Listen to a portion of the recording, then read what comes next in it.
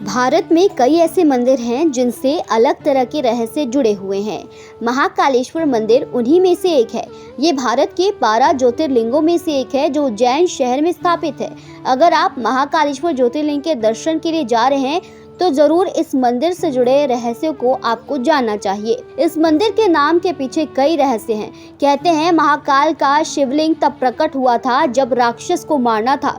उस समय भगवान शिव राक्षस के लिए काल बनकर आए थे। फिर उज्जैन के लोगों ने महाकाल से वहीं रहने को कहा और वह वहीं स्थापित हो गए। ऐसे में शिवलिंग काल के अंत तक यही रहेंगे, इसीलिए भी महाकालेश्वर नाम दे दिया गया। इसके अलावा काल का मतलब मृत्यु और समय दोनों होता है। माना जाता है कि प्राचीन काल में पूरी दुनिया का मानक समय यहीं से निर्धारित होता था, इसीलिए इसे महाकालेश्वर नाम दे दिया गया था। प्राचीन काल में राजा चंद्रसेन शिव के बहुत बड़े उपासक माने जाते थे।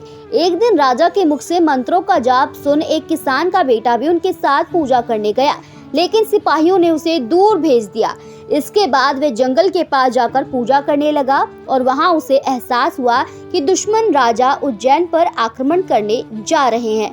ऐसे में उसने प्रार्थना के दौरान ये बात पुजारी को बता दी। धीरे धीरे बात पूरे गांव में फैल गई और उस समय विरोधी राक्षस दूषण का साथ लेकर उज्जैन पर आक्रमण कर रहे थे। दूषण को भगवान ब्रह्मा का वरदान था कि वो दिखाई नहीं देगा। उस समय पूरी प्रजा भगवान शिव की पूजा में लीन थी। तभी अपने भक्तों की पुकार सुनकर महाकाल प्रकट हुए और दूषण का वध कर दिया। फिर उसकी राख से श्रृंगार किया, फिर विराजमान हो गए। तभी से भस्म आरती की परंपरा बन गई, जो आज तक चली आ रही है। वहीं आपको बता दें कि महाकालेश्वर को उज्जैन का राजा कहा जाता है, इसीलिए वहां पर कोई भी राजा रात में ठहरता नहीं है। कहते हैं कि अगर कोई भी राजा रात में उज्जैन में ठहर जाए तो अगले दिन उसका शासन खत्म हो जाता है। इसीलिए अगर आप भी महाकालेश्वर दर्शन करने के लिए जा रहे हैं तो आप भस्म आरती जरूर देखिएगा और भगवान शिव से जरूर प्रार्थना कीजिएगा। यह एक मात्र ऐसा ज्योतिर्लिंग है जो दक्षिण मुखी है। यही वजह है कि तंत्र साधना के लिहाज से इसे काफी अहम माना जाता है, क्योंकि तंत्र साधक के लिए दक्षिण मुखी होना जरूरी है।